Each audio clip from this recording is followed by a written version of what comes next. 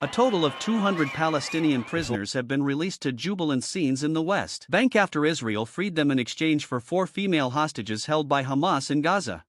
More than half of the 200 released had been serving life sentences in Israeli jails. Some were convicted of multiple murders, including the killing of Israeli civilians. Others were never charged with a crime. Karina Ariev, Daniela Gilboa, Liri Olbag and Nama Levy wave at the cameras they know are beaming footage back home to their friends and families. And moments after the 4 hostages were handed over to the Red Cross, Israel said Hamas had reneged on another part of the deal for failing to release civilian Arbel Yehud. Around 70 of the most serious offenders were deported via Egypt to neighboring countries, including Qatar and Turkey.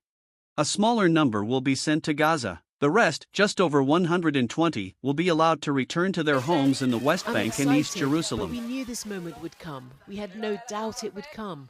It's been too long. They're on their way home and we're waiting for all the other hostages. After the conclusion of the necessary activities in the prisons and the approval of political authorities, all the terrorists were released from the Ofer and Qusayt prisons, the Israel Prison Service said in a statement. Some of the released prisoners were hoisted aloft by crowds to loud cheers and fireworks after they stepped off buses. Hamas failed to meet its obligations to first release Israeli female civilian hostages as part of the agreement.